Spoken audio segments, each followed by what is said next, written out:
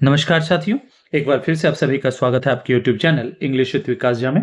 आज के सेशन में हम आज ही के दिन आयोजित होने वाले केवीएस के पीआरटी के क्वेश्चंस को डील करेंगे, जिसमें कि देखेंगे कि किस तरह के आपके क्वेश्चंस आए हैं और उनका सॉल्यूशन क्या है। तो चलिए बिना देर के हम सेशन की शुरुआत करते हैं। आज के सेशन का फर्स्ट हमारा क्वेश्चन है, कहता है एक वर्ड यहाँ लिखा गया है, इसके आपको एंटोनिम को ढूंढना है, अपोजिट वर्ड को ढूंढना है। तो सबसे पहले आपको पता होना चाहिए कि डॉन शब्द का मतलब क्या होता है।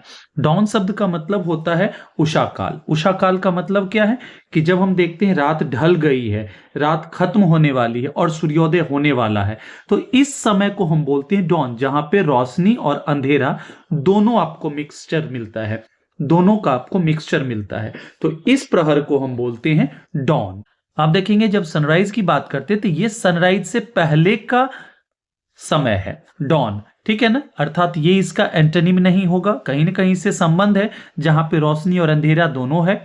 वहीं पे देखेंगे कि मॉर्निंग ये हमारे डे के इनिशियल पार्ट के लिए प्रयुक्त होता है। ये भी देखेंगे कहीं ना कहीं डॉन जो है शब्द इसी से जुड़ा हुआ है।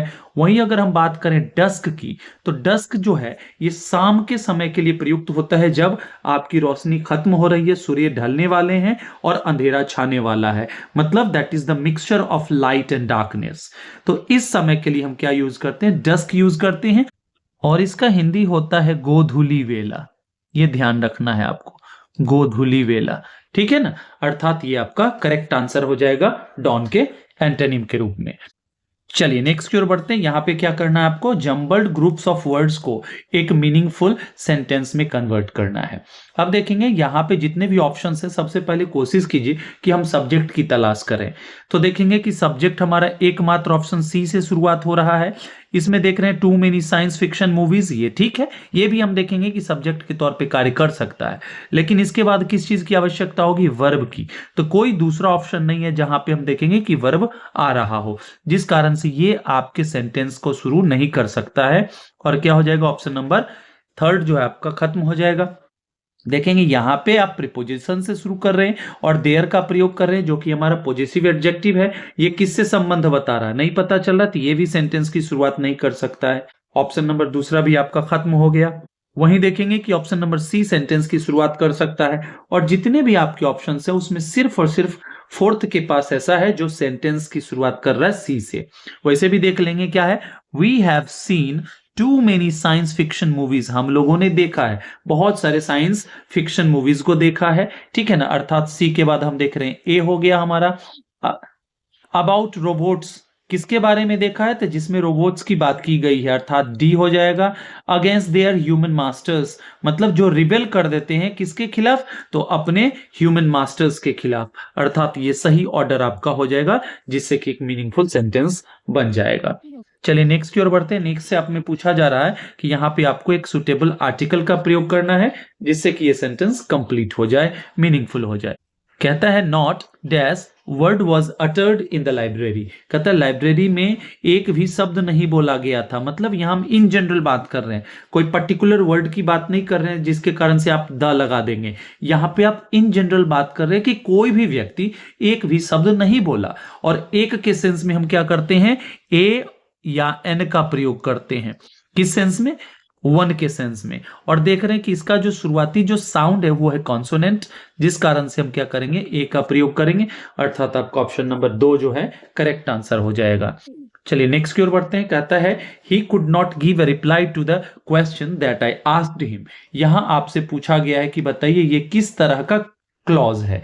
अंडरलाइन पार्ट का आपको क्लॉज बताना, यहां पे उसके टाइप की बात की जा रही है। क्लियर है। अब देखेंगे, सबसे पहले सेंटेंस को पढ़िए, इससे आप ट्रिक समझ जाएंगे। He could not give a reply to the question.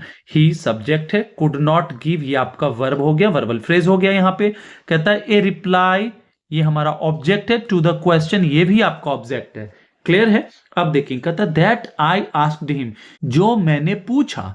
अब देखिए यहां पे आपका सब्जेक्ट है, ये आपका वर्ब है, ये आपका ऑब्जेक्ट है। दूसरा ऑब्जेक्ट आप यूज करें जिसके लिए दैट का प्रयोग हो रहा है। आई आस्क्ड हिम, अब क्वेश्चन कीजिए, आई asked him what. I asked him what, मैंने उससे पूछा, क्या पूछा, तो आप कहेंगे सर क्वेश्चन पूछा। तो ये क्वेश्चन जो है वर्ड यहां पे इस क्लॉज के लिए ऑब्जेक्ट का काम कर रहा है। क्लियर है। और ऑब्जेक्ट कौन होता है, नाउन होता है या नाउन इक्विवेलेंट होता है। अर्थात ये दैट जो है इसी के लिए प्रयुक्त हो रहा है, अर्थात नाउन को क्वालिफाई कर रहा है। यहां पे ये क्लॉज जो है इस क्वेश्चन एंटीसीडेंट के रूप में जो कार्य कर रहा है इसको क्वालिफाई कर रहा है, और नाउन को क्वालिफाई करने वाला क्या हो जाएगा, हमारा एडजेक्टिव क्लॉज हो जाएगा। क्लियर है, ये ध्यान रखना है। दैट क्लॉज से हम देखते हैं नाउन की भी शुरुआत करते हैं, जिसे आप दैट क्लॉज के नाम से भी जानते हैं। क्लियर है, अर्थात आपका ऑप्शन नंबर ए जो है यहां पे करेक्ट हो जाएगा। नेक्स्ट हमारा कहता है choose the option which correctly fills in the blank. अब आपसे कहा जा रहा है कि यहां पे एक ऐसे प्रीपोजिशन का प्रयोग करें जिससे कि यह सेंटेंस कंप्लीट हो जाए। कहता है ही वर्कड एंड एट, वह काम किया और खाया, मॉर्निंग टिल नाइट, सुबह से लेकर रात तक। अब यहां देखेंगे कि कुछ हमारे प्रीपोजिशंस होते हैं जिनका हम अगर टाइम के रिस्पेक्ट में बात करते हैं तो उनकी कॉम्बिनेशन होती है। कैसे, तो देखेंगे एक होता है हमारा फ्रॉम, शुरुआत के लिए यूज करते हैं, बिगिनिंग के लिए यूज करते हैं, और उसके बाद देखेंगे टू। ठीक है, एक है हमारा, या इसी के साथ आप ऐसा कर सकते हैं फ्रॉम या टिल। ठीक है ना, ये दोनों टाइम के रिस्पेक्ट में प्रयुक्त होते हैं। मतलब एक जगह जब आप बता रहे हैं कि कोई व्यक्ति कितने बजे शुरू कर रहा है कार्य को और कहां खत्म कर रहा है, इसके लिए हम क्या करते हैं, फ्रॉम टू या फ्रॉम टिल का प्रयोग करते हैं। ठीक है, अर्थात यहां पे आपका ऑप्शन नंबर 2 जो है सही हो जाएगा। नेक्स्ट कहता है identify the part of speech of the underline word. अब यहां आपके सामने एक सेंटेंस लिखा गया, कहता है रवि इज अ कोरेजियस बॉय, और यहां आपसे पूछा गया है कि अंडरलाइन वर्ड जो है इसका पार्ट ऑफ स्पीच क्या है। अब देखेंगे कि ये वर्ड जो है ना, हमारा वर्ड है नाउन बॉय, इसको क्वालिफाई कर रहा है, इसके बारे में एक एडिशनल इंफॉर्मेशन दे रहा है कि बॉय कैसा बॉय, तो ये कोरेजियस है, साहसी है। अर्थात ये क्या हो जाएगा, हमारा एडजेक्टिव हो जाएगा, क्योंकि एक एडजेक्टिव ही है जो किसी नाउन को क्वालिफाई करता है। क्लियर है, इसके लिए आप एक चीज और याद रख सकते हैं, यदि कोई आपका वर्ड फुल से अंत हो रहा हो, OUS से अंत हो रहा हो, और ED से अंत हो रहा हो, या ING से अंत हो रहा हो, और ये किसी नाउन को क्वालिफाई करेगा, ये 99 या 100% क्या होंगे, एडजेक्टिव होंगे। अर्थात आपका ऑप्शन नंबर 2 जो है करेक्ट आंसर हो जाएगा। चलिए नेक्स्ट हमारा कहता है identify the meaning of the underline idiom. यहां आपके सामने एक सेंटेंस लिखा हुआ है जिसमें से इस पार्ट को क्या कर दिया गया है, अंडरलाइन कर दिया गया है, और आपसे पूछा गया है कि इसका मतलब क्या है। तो सबसे पहले हम पढ़ेंगे इसे कि इसका मतलब क्या है। कहता है his professor called for an explanation of his conduct. इसका मतलब हुआ कि उसके जो प्रोफेसर है ना, उन्होंने उससे पूछा कि भैया आप अपने व्यवहार के बारे में एक्सप्लेन करो, आप अपने व्यवहार के बारे में बताओ, जस्टिफाई करो कि भाई क्यों ऐसा किया, आपने कोई गलती किया होगा जिस कारण से उसे बोला जा रहा है एक्सप्लेनेशन के लिए। अब देखिए यहां तक अगर सेंटेंस को आप समझ गए होंगे तो एक चीज होता है कि बुलाया जा रहा है किसी को किसी भी चीज के लिए एक्सप्लेन करने के लिए, तो वो अवॉइड कर नहीं सकता है। यहां सजेशन की बात नहीं की जा रही है, ना ही यहां किसी प्रकार के ऑफर की बात की जा रही है। यहां बात की जा रही है डिमांड की, यहां बात की जा रही है आस्क की। आस्क्ड आप यूज कर सकते हैं, डिमांडेड यूज कर सकते हैं, आप समझ में आई बात, या फिर नीडेड की बात कर सकते हैं, कोई भी चीज जिसकी आवश्यकता हो। तो इस सेंस में हम क्या करते हैं, फ्रेजल वर्ब कॉल्ड फॉर का प्रयोग करते हैं। इसी तरह से देखेंगे कि कॉल इन का मतलब क्या होता है, किसी को बुलाना। ठीक है ना, ये ध्यान रखना है।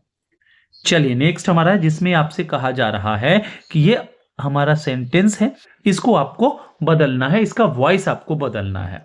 तो सबसे पहले देखेंगे कि ये है क्या, इसका सब्जेक्ट हमारा ये रहा और इसका वर्ब हमारा ये रहा।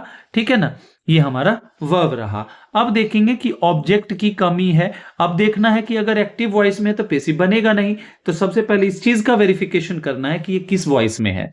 तो देख रहे हैं बी का फॉर्म है और वर्ब का थर्ड फॉर्म है, तो बी प्लस वर्ब का थर्ड फॉर्म जो होता है वो पैसिव वॉइस का होता है। अब हमें क्या करना है, एक्टिव में कन्वर्ट करना है। अब देखिए जितने भी ऑप्शन है इनमें सब में सब्जेक्ट की जगह पे आपको समवन दिख रहा है, इसका मतलब है कि ये इंडिफिनिट प्रोनाउंस है।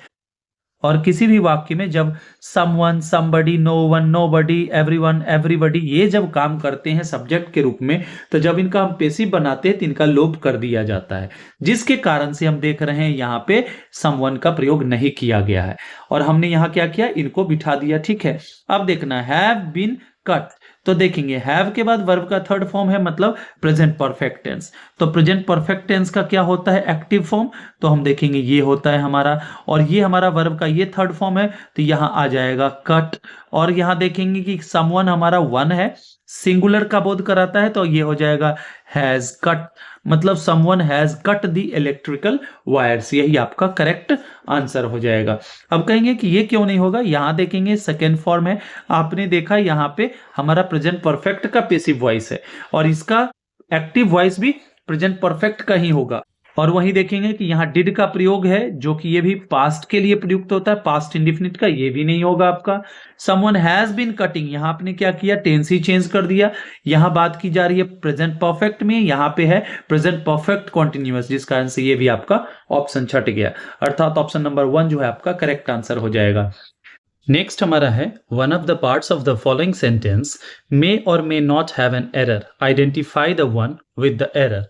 अब आपके सामने एक सेंटेंस है जिसे कि 4 फ्रेगमेंट्स में बांटा गया है और इसमें से आपको उसका चयन करना है जो कि एरेनियस है।